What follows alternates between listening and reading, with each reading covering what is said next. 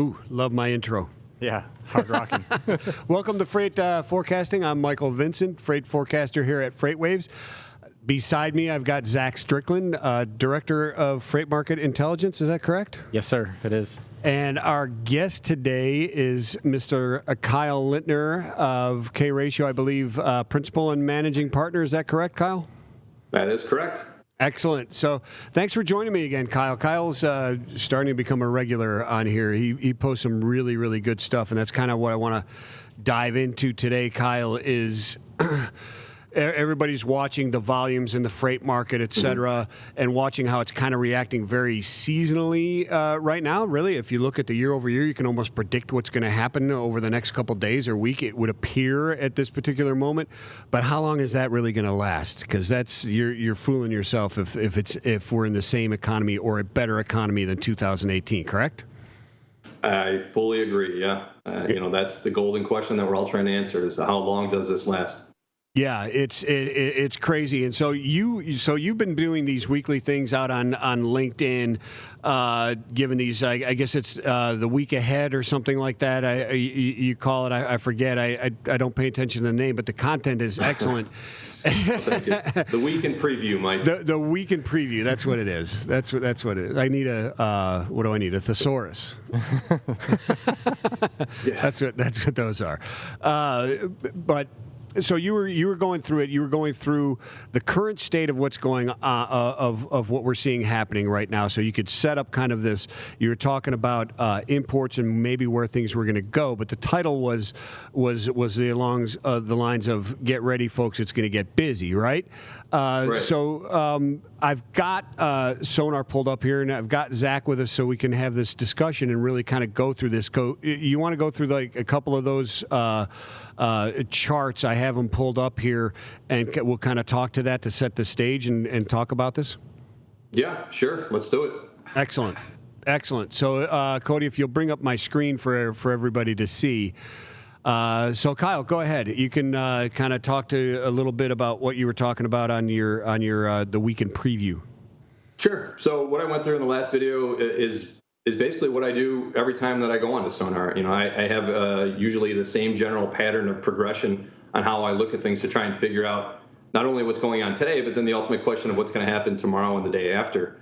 And specific to the video, what I was getting at, in the same vein of how I always do it, like I said, I start with the OTVI. I always want to see how much volume is going through the market at one time because as with any really financial market, volume vindicates price. So let's first figure out how much we have going through the system.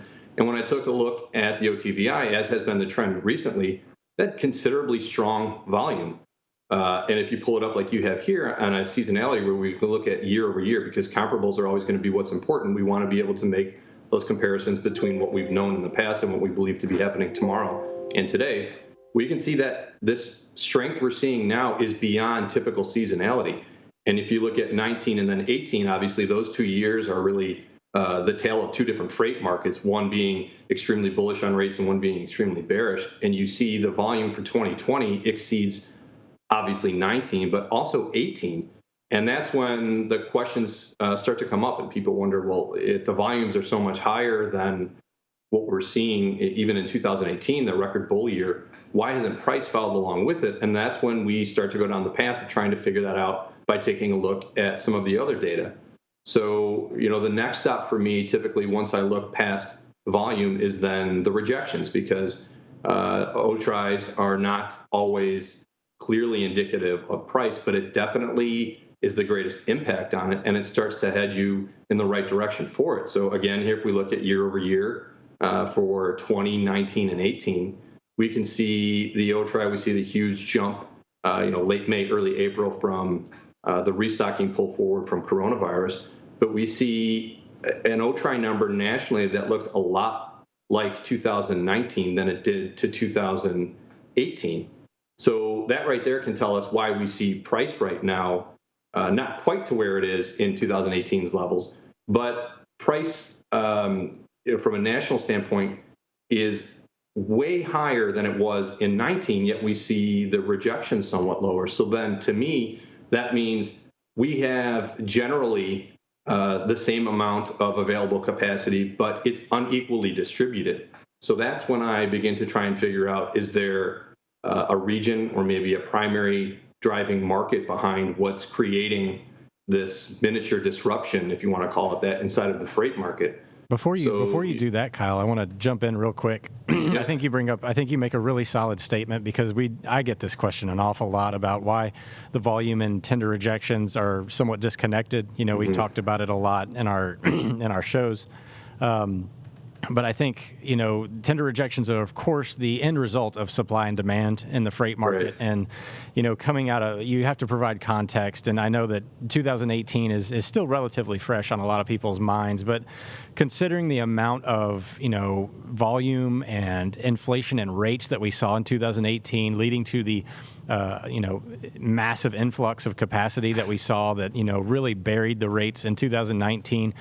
Something that I tell people traditionally is, you have to look at the previous year to see what this current year's scenario is going to be, or what it's, some of those factors that are influencing it. And knowing that we had a huge amount of people entering the market, they were buying trucks like crazy in 2018. They got on the road in 2019. So really what we're seeing, the difference here is, the net impact of seeing the supply come in from 2018 into 2019. So the oversupplied 2019 market, but it's combined with the volumes of a 2018. So the net impact of those, you can just see how clearly oversupplied the market is almost by looking at the variance between that 24% in 2018 and the 7% in 2019. So building off of 2019, you can kind of assume that it's going to take a while for us to have any real, large-scale impact to that rate barrier, that threshold. You're gonna have to lose. You're gonna have to drop capacity. Yeah, you have to drop capacity, and we're not seeing. That doesn't happen overnight. No, it absolutely doesn't. But there's some danger signals that are out there. And Kyle, I'm sure you've heard this as well. When Kingston came out with the Bank of Montreal numbers with the loans to small and mid-sized fleets, record number or 40% up year over year in defaults. And then or write-offs, and also in impaired, or which they call, they're in critical condition where they're probably going to fail. And those are 75% of those loans, 80% of those loans are small to mid-sized fleets in the United States. So still the outlook not really good, even with these volumes. And I guess that would be depressed rates, right? Right. And then if you just think about what's happening in reality, it's almost like we're just kicking the can down the road with the capacity bleed off. Everyone's trying to hold the breath a little bit longer underwater and say, I'll wait for the turnaround or wait for the turnaround, and you just keep waiting and waiting. Some of this is diffused by the fact that automotive obviously isn't what it used to be, and there's some other industry sectors that don't quite have the volumes that we used to.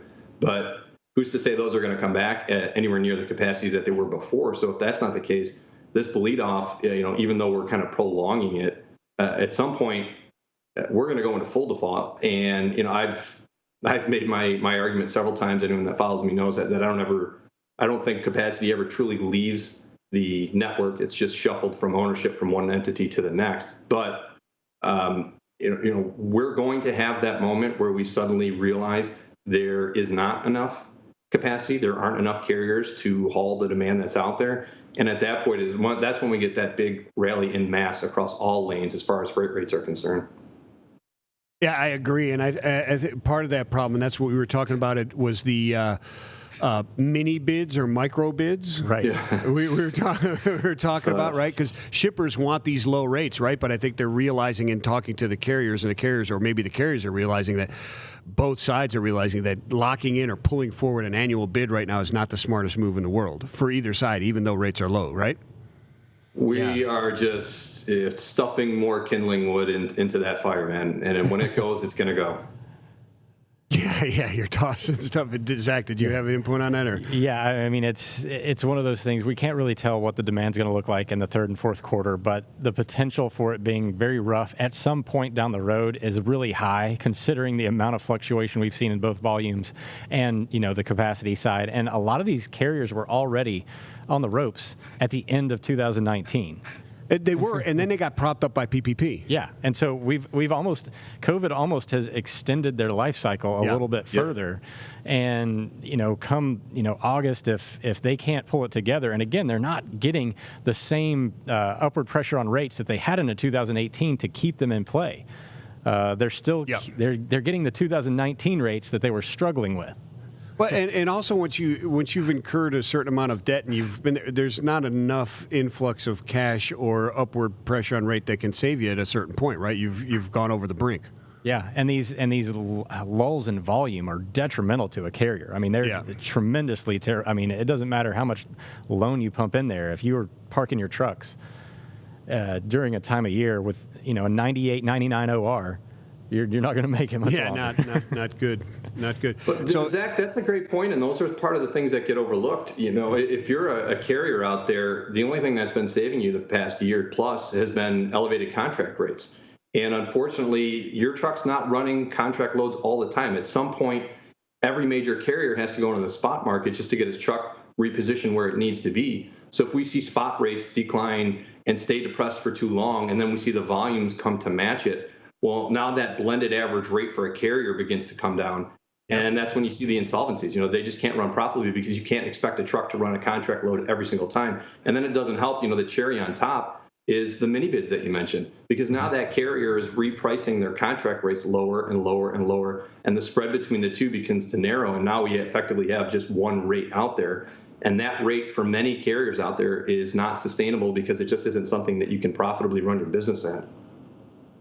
Excellent points. Excellent points.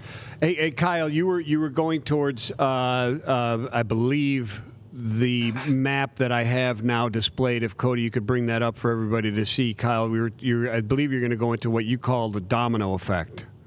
Yeah, what I was getting at was that for the past couple of weeks, I had highlighted how LA turned very hot, and that became the market to be in if you were a carrier. We saw higher volumes and then obviously higher spot rates as capacity wasn't there. So, the argument that I was making is that price serves as an advertising instrument, and all it does is tell people we need more capacity in the area. So as price rallies, the carriers see that, and then they obviously head to the area. What happens next is how the domino effect starts. The easiest way for us to reconcile a deficiency in capacity in a particular market is to take capacity from the nearby markets that are closest.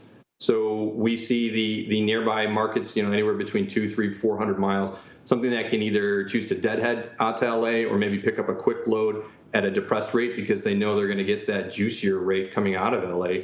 What happens then is it creates a vacuum in capacity for those other areas. So once every carrier in the region heads to LA, we obviously see LA then pull back as far as rates are concerned.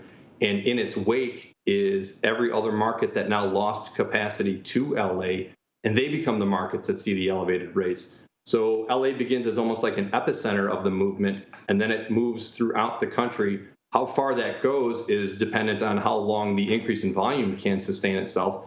And I think that's what we're all trying to wrap our heads around right now is this jump in volume somewhat of a temporary restocking or a temporary shuffling of goods post somewhat COVID quarantine ends, or is this signs of things returning to normal? Everybody has a different opinion on that, but the answer to that question, I think, ultimately decides what happens to the freight economy for the rest of the year.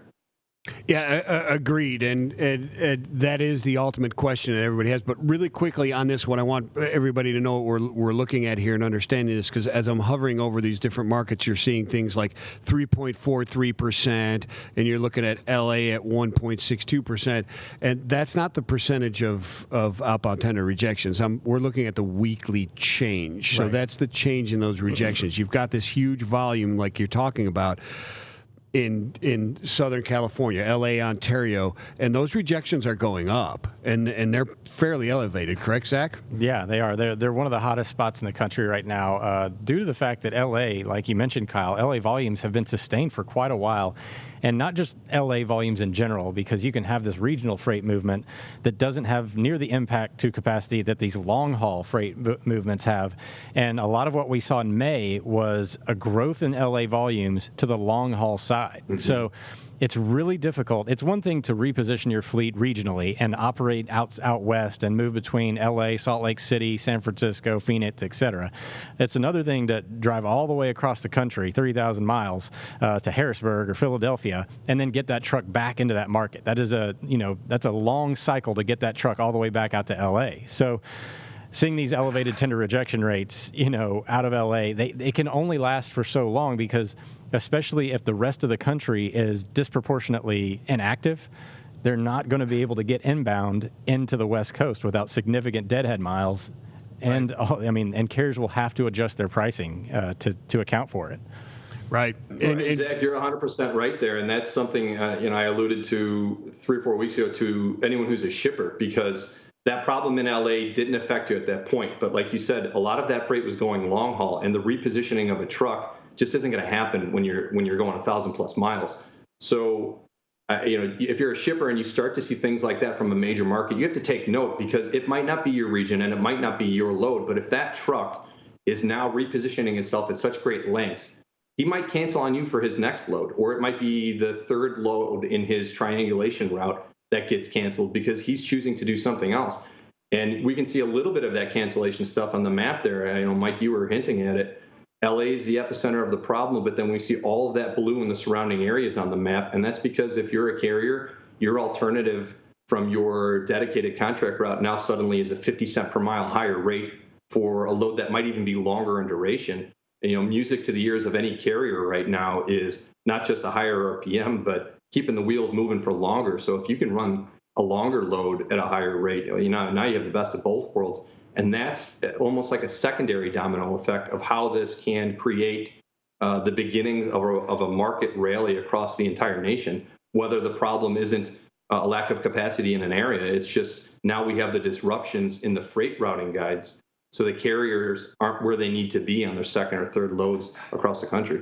Yeah, and we're starting to see a lot of that domino effect, as you said, in the middle part of the country. Just this week, actually, down in that blue section you see in the middle there with Kansas City kind of being an epicenter. Now, we traditionally have pretty strong amounts of tender rejection rates here in general, but this week itself, we've actually seen a large increase in the Kansas City, Dallas markets, as a lot of these carriers have been traveling long distances, kind of bypassing their center points and their networks. So this disruption in the middle of the country, because there just has not been the amount of inbound to support the what has been a relatively regular amount of freight volume in these markets. Dallas a little bit heated over 2019, but the disruption's real when we see the tender rejection rates there jumping up pretty significantly here in the middle of the country, where there's, these markets are typically on an island in general, in terms of population and freight volume. But you can see this coming down the road. So when we're talking, we've talked about, excuse me, Kyle, we've talked about insulated and non-insulated markets before, and you can see that kind of in the reefer capacity when you look at Atlanta, and then when you look at we were, I guess, in the St. Louis area and so on there, Cape Girardeau, that type of area.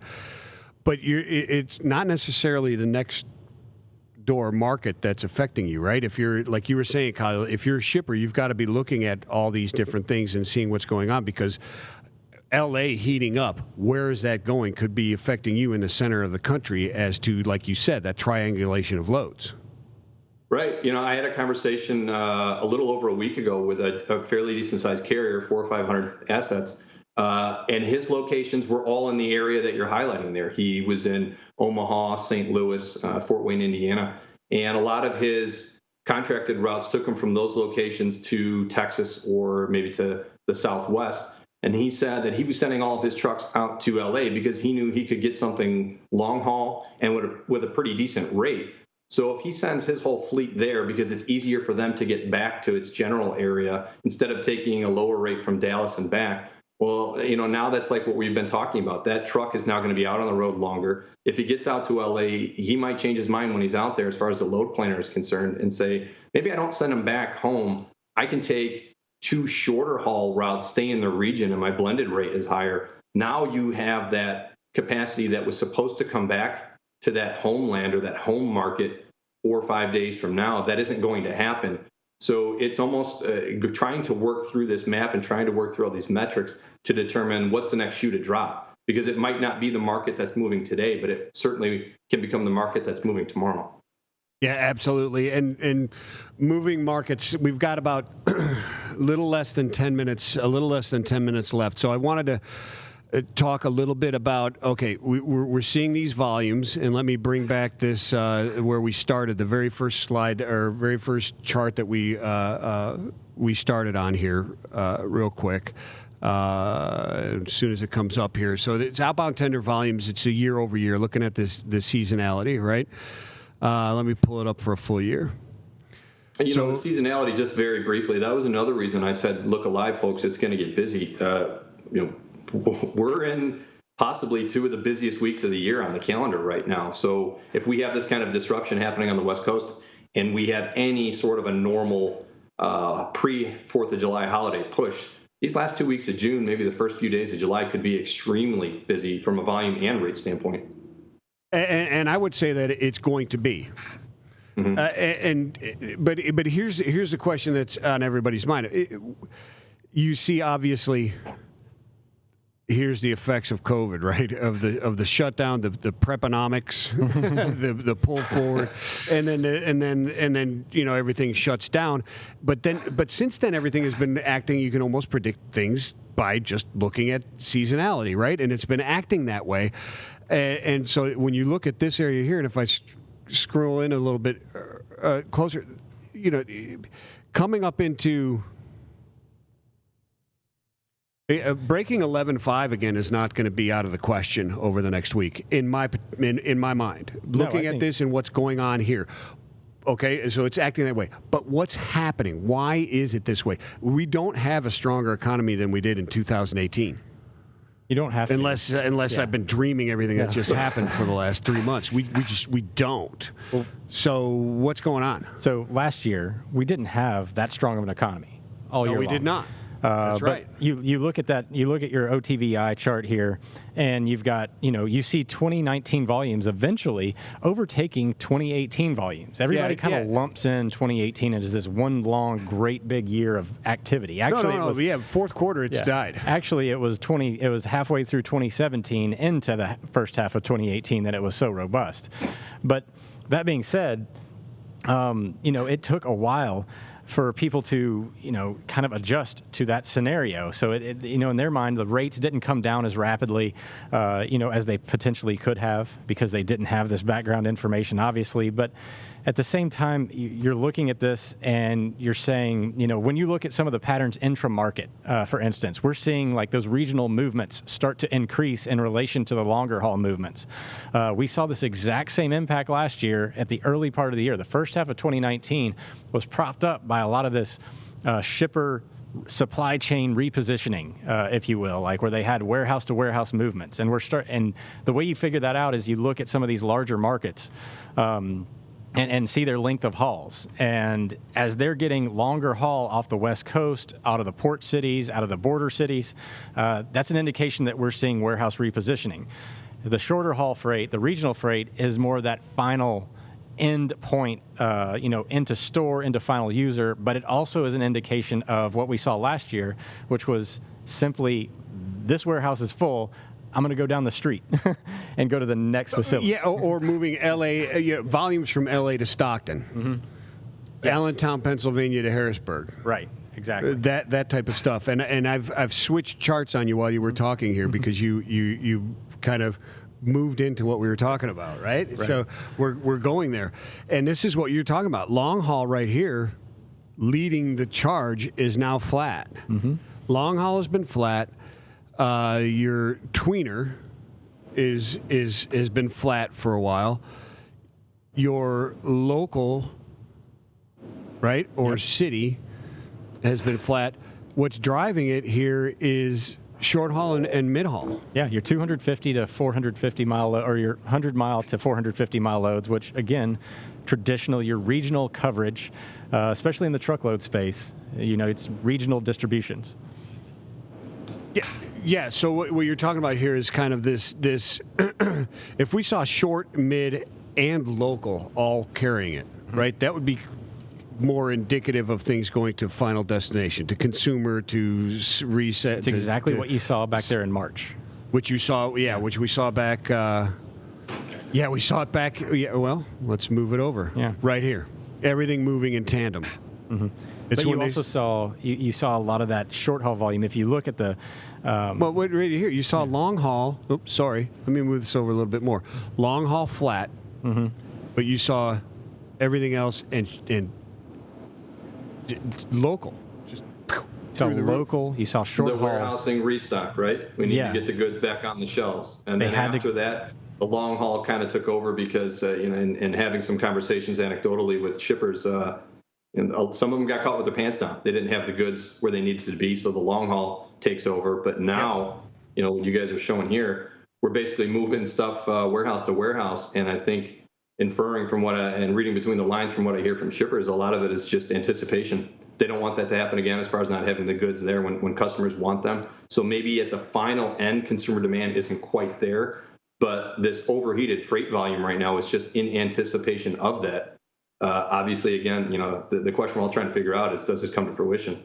Yeah, and I think the idea that the service levels are just not there anymore because capacity's been reduced on things coming into the country.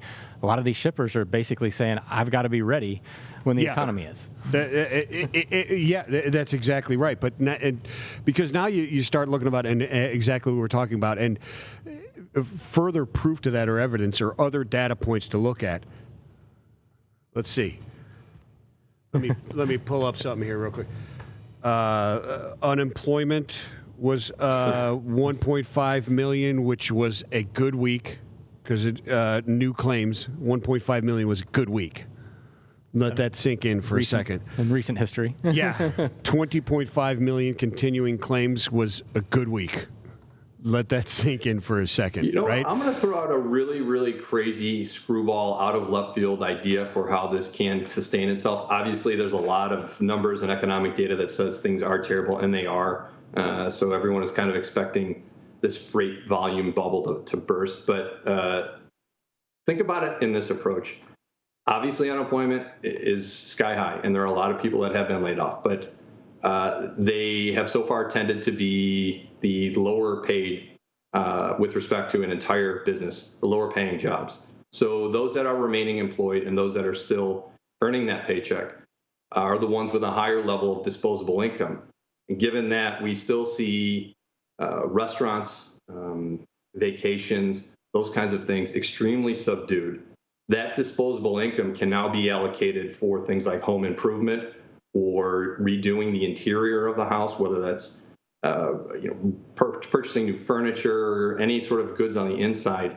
There is that possibility that those dollars that were spent on going out to eat or going to bars or going on vacation now are focused on buying things for the house or just for someone in general. If that's the case, seeing that almost all of our stuff is produced overseas and has to come over here, there's a very good chance that we could see these volumes remain elevated.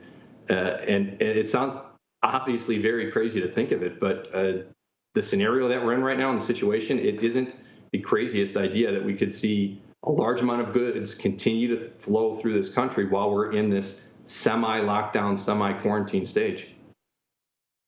Yeah, it's a solid point. And what it comes down to, really, Zach, and I'll let you have a word here, is will consumer sentiment and everything sustain itself until we get this engine cranking, right? Yeah, the consumer is what drives this economy. We've done it for a long time now without the industrial production numbers. Obviously, we'd like to have the industrial economy kick back on, but that has yet to be seen. And to Kyle's point, this is not the same unemployment rate that we saw in 2008, 2009. It does not mean the exact same thing. No, it absolutely doesn't mean the same thing. Hey, we've got about 15 seconds left. So, Kyle Lintner, how do people get in touch with you, learn more about what you're doing there in K-Ratio real quick? The easiest way is probably check us out on the web, k-ratio.com. Excellent, excellent. So thank you so much, Kyle. I'm sure we'll be back on again talking about this. This was a great conversation, and hopefully we'll be talking about how it is sustained and just going through the roof. So, Zach, thank you very much. Kyle, thank you very much. Everybody else, thank you for tuning in. Freight Forecasting every Thursday, 4 p.m. Eastern Time. I'm Michael Vincent. Peace and love. Have a great week.